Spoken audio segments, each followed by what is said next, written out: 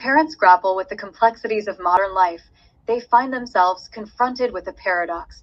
The very lessons they once imparted to their children now seem obsolete in the face of rapidly changing social norms. In the age of ride-sharing apps and remote work, the lines between stranger and friend, safety and risk, blur with disconcerting ease. Father and mother are no longer confined to rigid definitions. As the concept of family evolves, so too must our understanding of what it means to be a parent, a partner, and a provider. Perhaps one defined not by titles or roles, but by love, understanding, and mutual respect. Yeah, so I'm going to start playing that intro video for a little bit. This is going to be a short discussion. I just want to kind of review some updates. I met with one of the principals of the school today. I didn't meet with him, but we introduced each other. I've got to send him out some more information, some email stuff, and again, that's pre-care. So that's that 3 to 5 year old. Joseph or Joe, the head librarian here.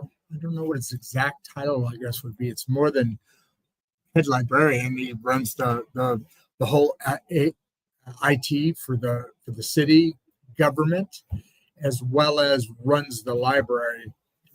Very, very impressive guy. Actually, everybody here is very impressive. There's quite an effort to really build forward here in Mangum the ability for us to start something unique and special, I believe. Thank you for jumping on here already. I see we've got somebody coming in and saying hi. Leave your comments, please. Also, subscribe if you haven't already, and like the videos. Let's keep this movement moving and keep the conversation alive between us. But like I said, today is going to be just a quick introduction. I want to go through a couple of the shows that are coming up, some of the changes that are occurring, some of the advances that we're making, I guess, for lack of a better description.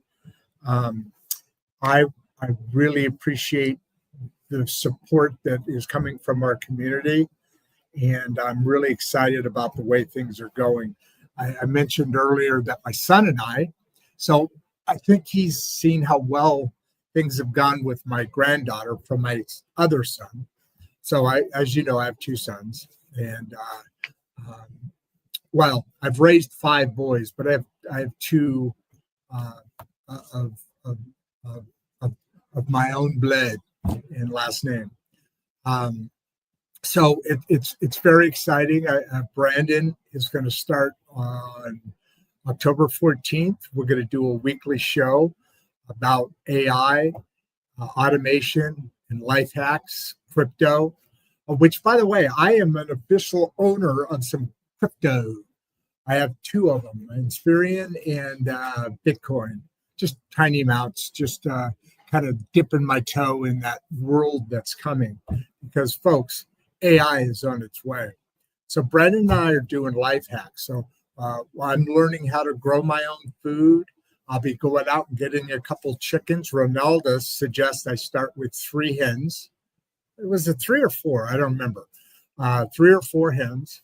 That should be enough to, I guess chickens have like 40 eggs that are inside of them. And as they hatch those eggs, then, that, oh, wow, big jump of people. Hey, I appreciate you guys being on.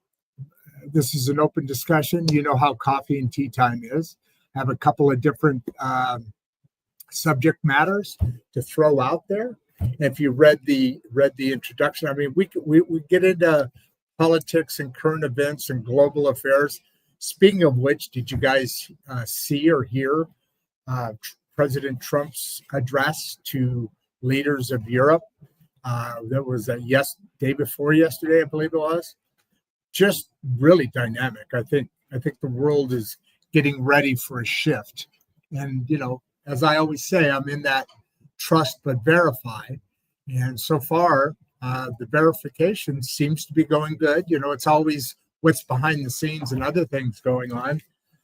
It's really difficult to really know how deep or how shallow different issues are, because the opposing party is just out to talk shit all the time and not really do anything productive.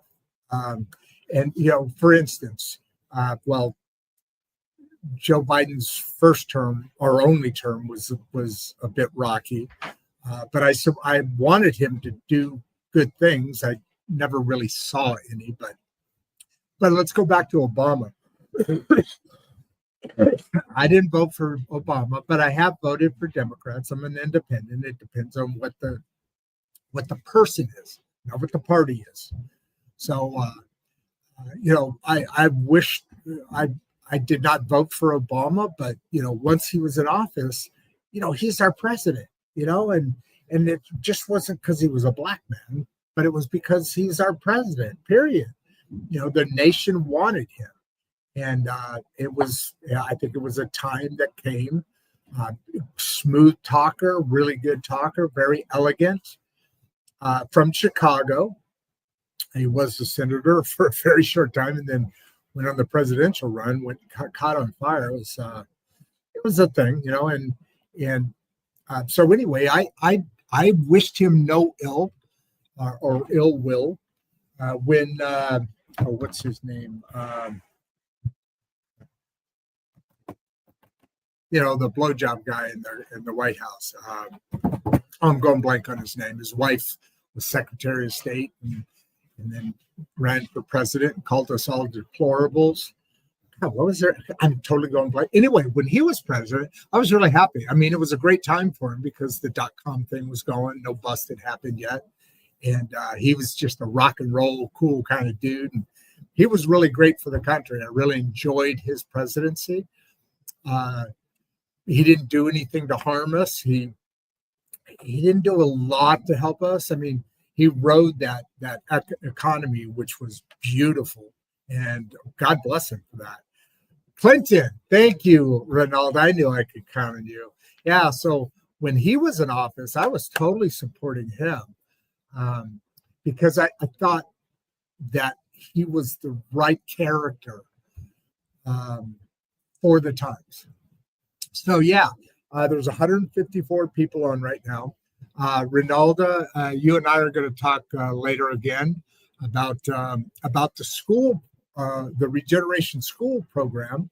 I was just talking to Joe a little bit ago. He's got Head Start coming in. He's going to read to the children. That's at 1:00, right after 1:00 for your information. It's about a 15-20 minute program. He hands out. He has a story time, very small books. These are 4 or 5 year olds, and so he reads to the children, and then passes out a book that book to each one of them, and then gives them a little tour around the station. The Head Start's right up the road here.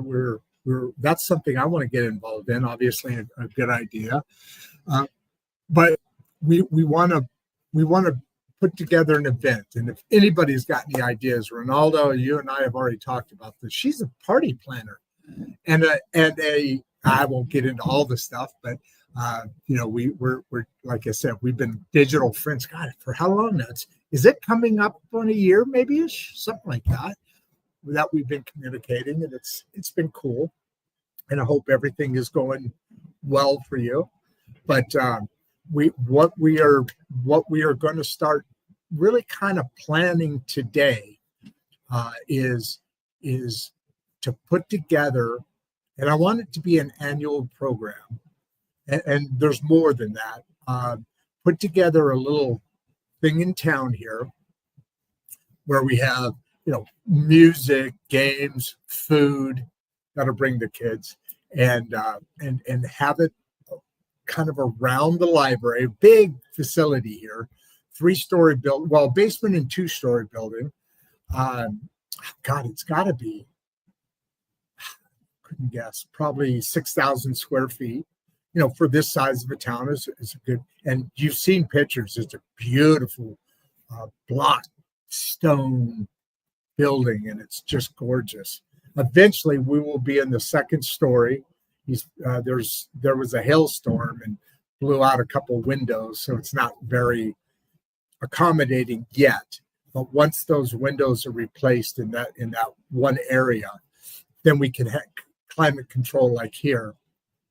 Keep the studio permanent and build off of that. So that program we're going to start chatting about today. That program meaning a kind of an introduction to the town, a reintroduction of the public library because the city's cutting their funding. I'm not into politics here at this point. I'm not into politics here. But anyway, so we want to bring more people into the library to kind of justify some additional needs that they have. And there's a lot of needs. I think we're going to maybe start a little GoFundMe for some things for the city. But bringing people in will also be doing the show during that time. So we'll have a really good opportunity to really get that next step closer to the community and be part of that community, our community, my community, the world's community, because I'm banking on this place being the place that changes the school system or adds to it, improves it, things we've talked about. But not only that, it's going to change the world. I mean, it's literally, you know how the program works. We've talked about it. We're going to be starting a school program, a pilot program here, with that pilot program being traditional school, but adding a fifth core subject. In other words, schools teach you how to take tests. That's what schools do. I mean, break it down. Come on, I'm not being rude here, I hope. I hope nobody thinks I'm being rude here. But that's what schools do. They prepare you to be able to take tests so that you can pass a grade, go on and go on and go on. So the four cut subjects are math, English, science, history. Let's call that 4 subjects. Keep it simple. And then the fifth subject being how to get ready for life. You know, checkbooks. I've had guests on here. We have had guests on here that literally I was working out at the gym this morning. I always work out before I come into the show. Well, not always, but usually. But there was a lady in there I met yesterday. Her husband used to work for the Border Patrol down in Texas on the south border, Mexico border. And now they live here in Mangum. The daughter's 16. She's Emma's age. She's a pilot. Well, she's learning to be a pilot. She's got 20 hours already. She wants to be part of the Air Force. Yeah, very impressive young lady. She was in working out today. She's homeschooled. Her mom was there.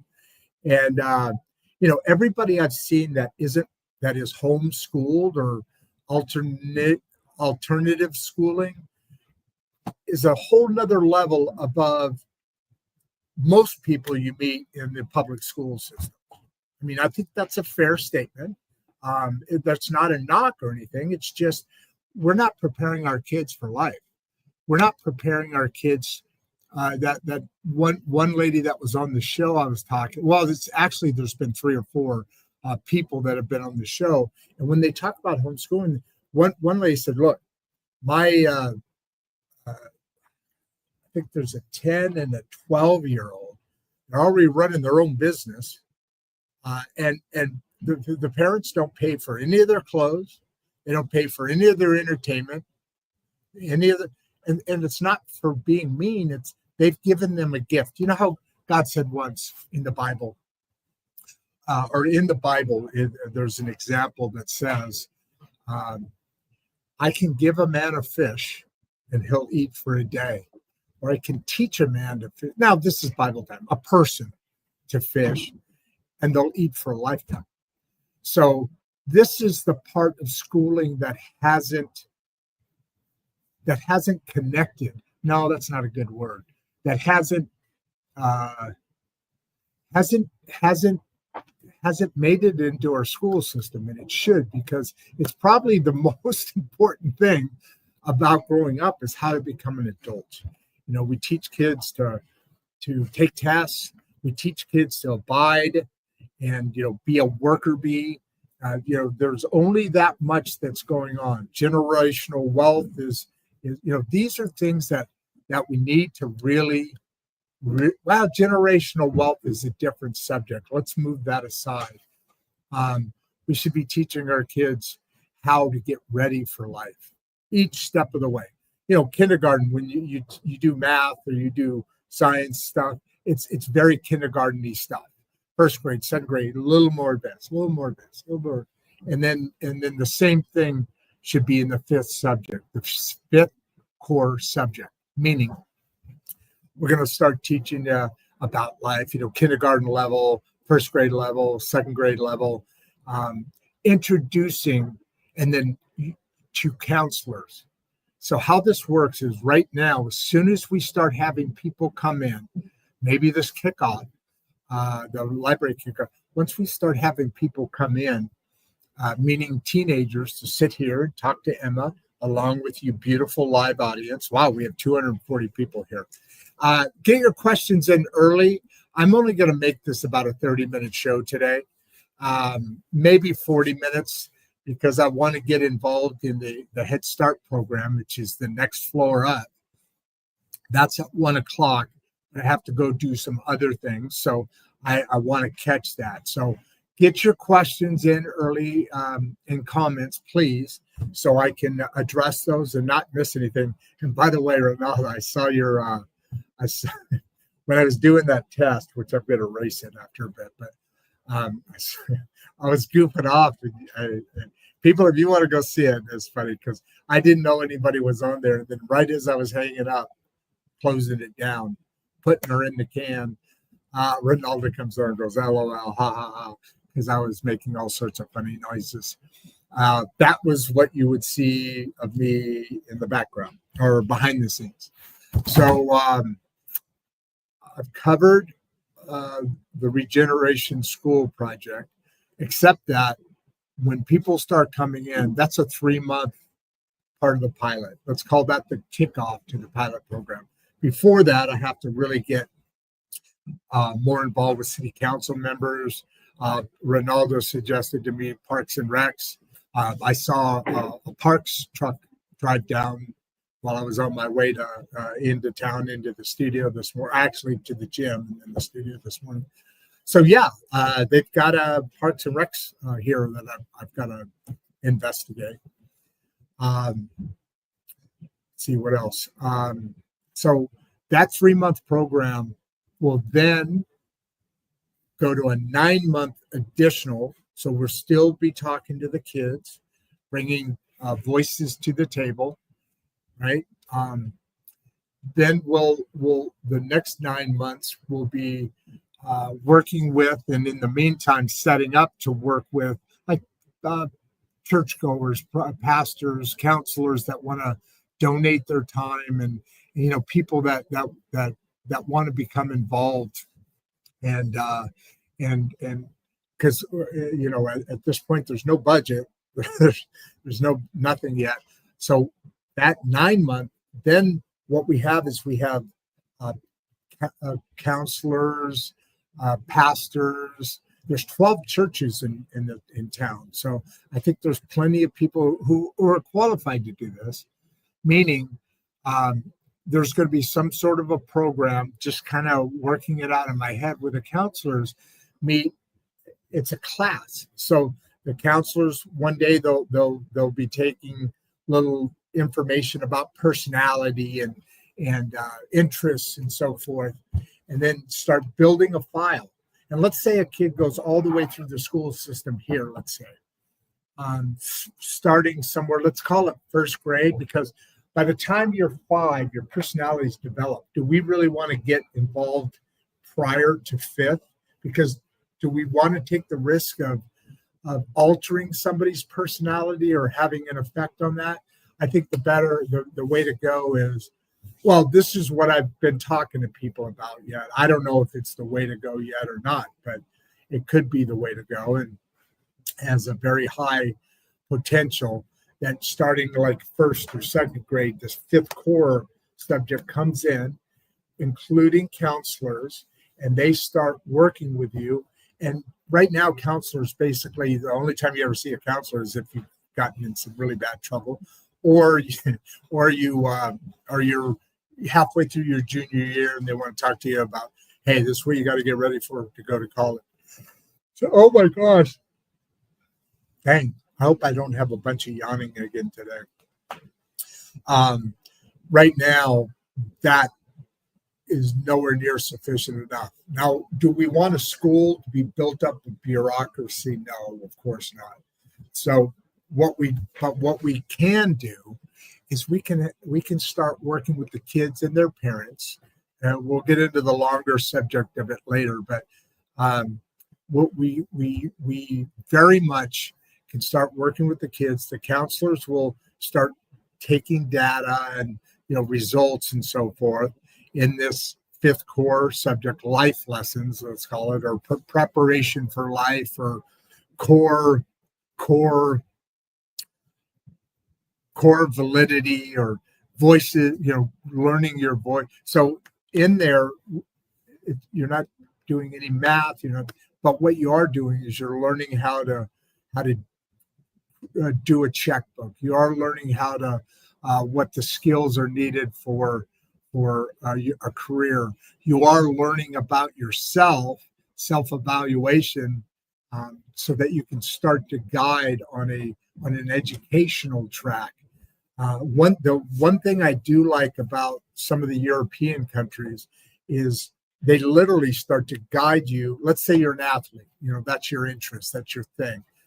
Starting at a young age, you start going on a track towards that. Or let's say you want to be a teacher. Now, these things can change, interests change, or that wasn't what I thought it was exactly. So you're adjusting yourself, just like the journey of life, throughout the process. And so, I've got to really break it down to get into some real detailed information, some of which I've sent out, but for now we'll just leave it at that. Starting on the 14th, my son. So that the Regeneration School project started out of Voices Around the Table, Insights and Straight Talk with Emma Lynn and Grandpa Rodd. That's where it all kind of birthed out of. And we're on our 9th episode now. Coming up will be our 10th episode. And so in a fairly short amount of time, there's such a huge reaction. We're getting 500 plus people on every live broadcast, pretty close to about on average is our highest viewed daily, meaning every Saturday at 1:00. Well, actually, we're changing that. I'm making it 11:00 because we have time restrictions here at the library. See, we got another test here. So there was Ronaldo, beautiful woman. Hey, by the way, that little girl, that 17-year-old or 16-year-old, she's a junior in high school. Your hair in this picture, same exact hair. I even told her, and she had put it down for a minute when she was working out. And I was on my way out. She said bye, and she put her hair up. I said, don't put your hair up. You have gorgeous hair. I love it like that. So film law here. How do you see AI reshaping jobs in the next 5 years? A lot. I mean, that's part of this program, the Regeneration program. It's what we're talking about is taking kids at a certain age and then guiding, adding to the richness of their education. And this part of the richness is about them, educating about themselves, who they are, how to find their voice, how to talk to their parents, meaning how to have conversations. It's basically an extension to Emma Lynn and Grandpa Rodd's show. And in that program, it's great to have the kids really grow. But if the parents don't have the tools to be able to fully enrich their children's lives. And I'm just being vague in my talking, so read between the lines here. If they don't have the tools yet, then part of this program is adding the tools to them too, so they both start coming out. Kids will give presentations to their parents during these after school programs or community program, and furthering education. And here's a perfect question for that. The world's going to change dramatically. Jobs are going to change dramatically. Teaching jobs are going to change dramatically. People, education, food service. It's already changing in operations, manufacturing operations. But where the shift's going to be now is I think it'll be less manual labor and more technical labor, meaning writing programs-ish maybe, but maintenance on AI stuff. You know, the world economy is still going to have the same mechanical people needed, the same educational people needed, but it's all going to shift, and the work duties will shift. We'll talk more on that subject later. Great question, though, Leah. Follow up here. Great show today. Loving the live energy. Thank you so much. And actually, with that, I think I'll call it a day. Any other quick questions? Jump in now. We've hit 30 minutes. I just wanted to hit a 30-minute show today. I'll probably do a follow-up after the one o'clock meeting, depending on how long that goes with Joe. Right now, I'm going to go take care of a couple things, and I am out.